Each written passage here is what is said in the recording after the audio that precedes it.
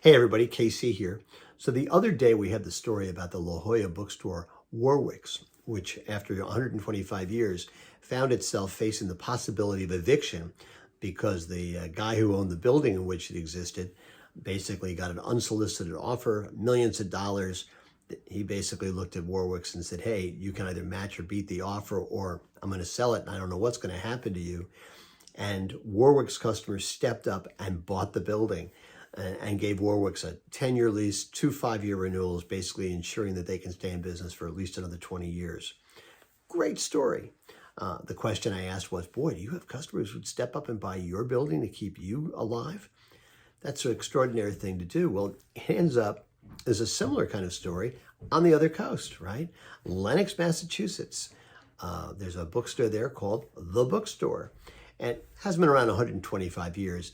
This one, the guy who owns it now, is a guy named Matthew Tenenbaum, and he bought it in 1976.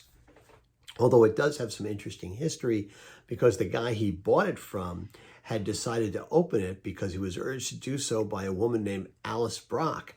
Alice Brock is the main character in Arlo Guthrie's song, Alice's Restaurant. So that's kind of cool.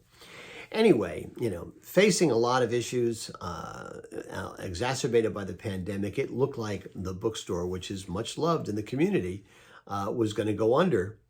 And customers stepped up, did a GoFundMe page, raised a lot of money, and it appears that they're going to keep the bookstore in business.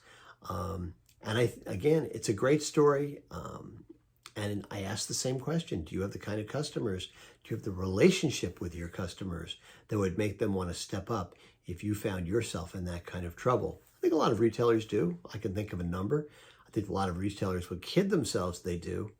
And people would bemoan it and then move on and go someplace else.